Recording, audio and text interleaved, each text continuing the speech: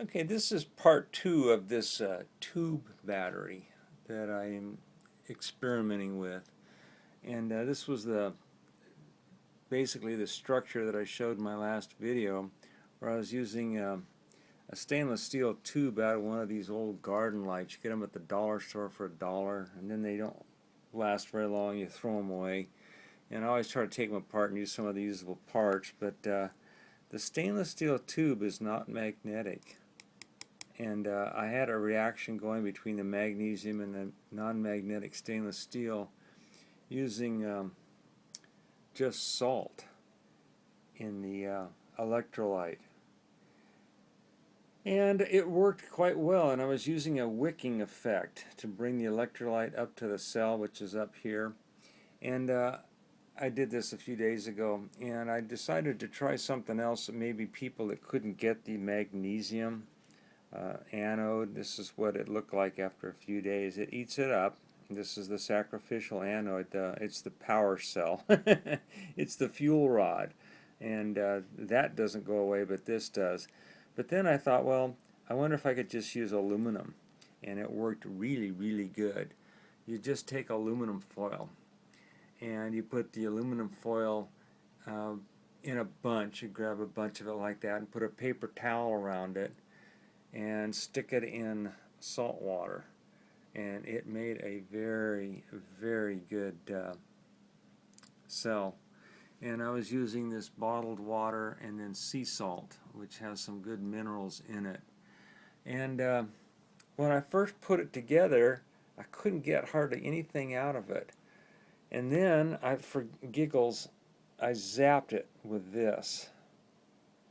And that was amazing. It immediately came to life, and I think I've got some kind of a rechargeable cell going on there. And any of you guys that have ever worked with this, it's non-magnetic stainless steel and aluminum in a brine, a salt and water electrolyte. And this will run down until those LEDs are almost off after about an hour or so, and then I zap it with this, and off it goes again. And of course I'm running a pulse motor with it too here, and I'm not sure what's going on. Any of you guys that worked with these air batteries, it's aluminum air batteries, what they call it, where it's actually there's a reaction with the O2 in the air and the aluminum, and then of course the anode is part of the equation too, and they're using a graphite, usually graphite with the aluminum and then the brine solution. I also tried this with lye, and with a lye solution this is extremely strong, but it's dangerous, so I'm not going to recommend it. Just try it with the salt. Just table salt to work, aluminum foil and some fairly good water, and then form it up. And then off you go. I'm going to zap this again and show you how much brighter this gets when I zap this with this thing. And that's what's got me kind of puzzled. So I'm going to set the camera right here for a second if I can. And zap this. I have to use two hands.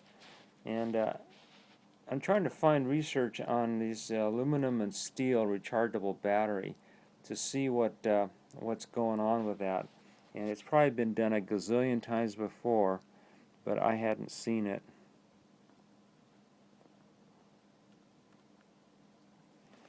Okay, there it is. It's on brighter, and the pulse motor's faster. And this goes up to about a volt 0.2 to volt 0.5 when I zap it with that lithium 3.7 volt battery, and then it runs for, like I said, about an hour. Then it runs down to about half a volt or so, and it just stays there at about half the volt. The reaction between these two is normally about 0.7. With the lye, it's way up there at 1.2, which is really interesting. But it's the amount of amperage and power that I get when I zap that thing that I thought was very interesting. And this is the little knob for adjustment. And one other thing I wanted to show here, I'll stop this, And you see that's still on. Now if I hit the reed switch here, this should go off. No, it's got enough power to overcome that. Even if I do the reed switch, it overcomes it. So this has really got a pretty good charge on it now. But there was one other thing I wanted to show, and I found this by accident. I'm going to take the battery off here. Now what's going on here is inertia. It's a little 47 microfarad cap, and that's just inertia going around here. But if I crank this baby up, watch that thing there. I thought that was very interesting. There's enough energy put in by Mr. Hand to make that thing go. And of course it winds down as the energy drains off that. But I was real surprised that Mr. Hand could actually make something that looked like it was self-running. Good old Mr. Hand. Anyway, that's the latest with my little experiment with this tube battery using a old stainless steel solar garden light tube. This actually is a good part too here, that you could make another battery out of that part there, but I'm just using the tube. And this was part 2 of my steel and magnesium tube battery. Thanks for watching.